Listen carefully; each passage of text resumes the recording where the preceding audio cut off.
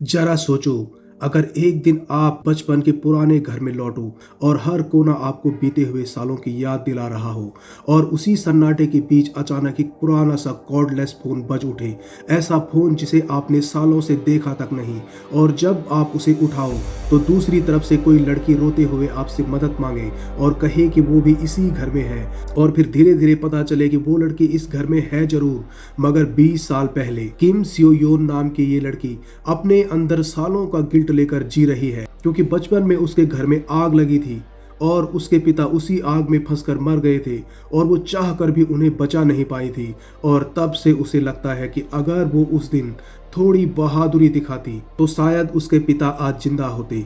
यही पछतावा उसे हर रात जगाए रखता है और इसी बोझ के साथ वो अपनी बीमार माँ से मिलने अपने पुराने पुश्तैनी घर लौटती है, जो शहर से दूर एक सुनसान इलाके में खड़ा है। घर की सफाई करते हुए उसे एक पुराना कॉर्डलेस फोन मिलता है, धूल से भरा हुआ। वो उसे बेकार समझकर एक तरफ रख देती है, लेकिन उसी रात अचानक वही फोन बज उठता है।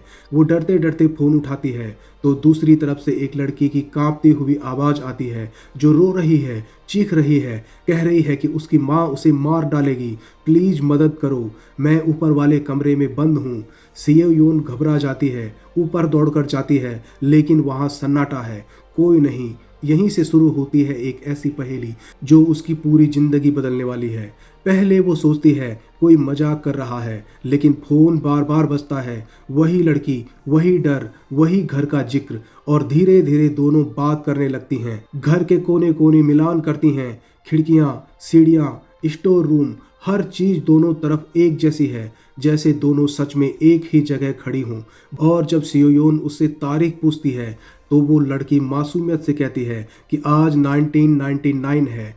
तब सियोयोन के हाथ से फोन छूटते छूटते बजता है, क्योंकि अभी 2019 चल रहा है, यानी दोनों एक ही घर में हैं, लेकिन 20 साल की दूरी पर। और ये पुराना फोन किसी रहस्यमयी पुल की तरह उनके बीच जुड़ गया है। धीरे धीरे डर जिज्ञासा में बदलता है, जिज्ञासा अपनापन बन जाती है और अपनापन दोस्ती में। इसी दौरान सियोयोन अपने पिता की मौत का जिक्र कर देती है, कैसे गैस लीकेज से आग लगी थी, कैसे वो उन्हें बचा नहीं पाई। और ये बात सुनकर यंग सूक, यानी कि वो दूसरी लड़की, धीरे से कहती है कि मैं उस दिन यही हूँ, उस घर में। अगर तुम बताओ तो मैं उन्हें बचा सकती हूँ। और सोचो, अगर तुम्हें कोई ऐसा मौका मिले अपने मर चुके पिता को जिंदा करने का, तो क्या तुम खुद को रोक पाओगे? सियोयोन भी नहीं रोक पाती, वो उसे पूरी जानकारी देती है और यंग सूक सच में जाकर उस हादसे को टाल देती है, उसके पिता को आग से बाहर निकाल लेती है। और उसी पल जैसी दुनिया बदल जाती है। फोन बजता है, दरवाजा खुलता है और उसका पिता जिंदा खड़ा होता है। वह अपनी बेटी को गले लगा लेता है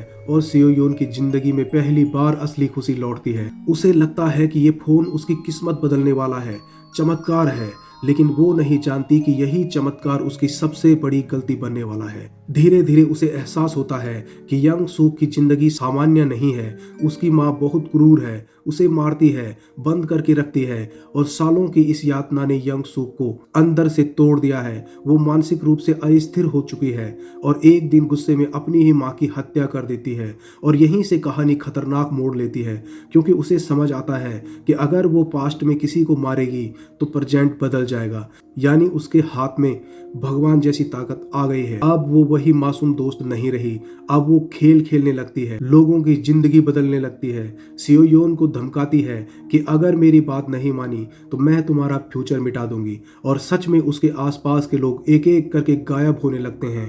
तस्वीरें बदल जाती हैं, यादें बदल जाती हैं, जैसे किसी ने इतिहास को एडिट कर दिया हो।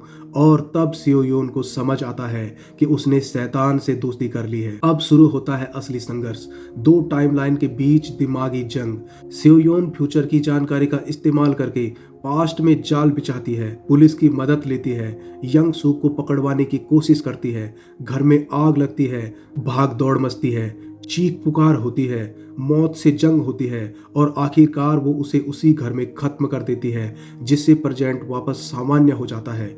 माँ जिंदा हो जाती है, जिंदगी सुरक्षित हो जाती है, लेकिन आखिरी पल में जब वही फ़ोन फिर से बजता है तो समझ आता है कि वक्त के साथ खेल कभी पूरी तरह खत्म नहीं होता। अतीत की परछाइयां हमेशा लौट सकती हैं और यही एहसास दिल दहला देता है कि कभी कभी किस्मत को बदलने की कोशिश ही सबसे बड़ी गलती होती है। और यहीं पर इस मूवी का दी एंड हो जाता है। आपको ये मूवी कैसी लगी कमेंट करके ज़रूर बताएं और ऐसे ही शानदार मूवीज़ के लिए वीडियो को लाइक और चैनल को सब्सक्राइब करना ना भूलें। तो मिलते हैं अगले वीडियो में।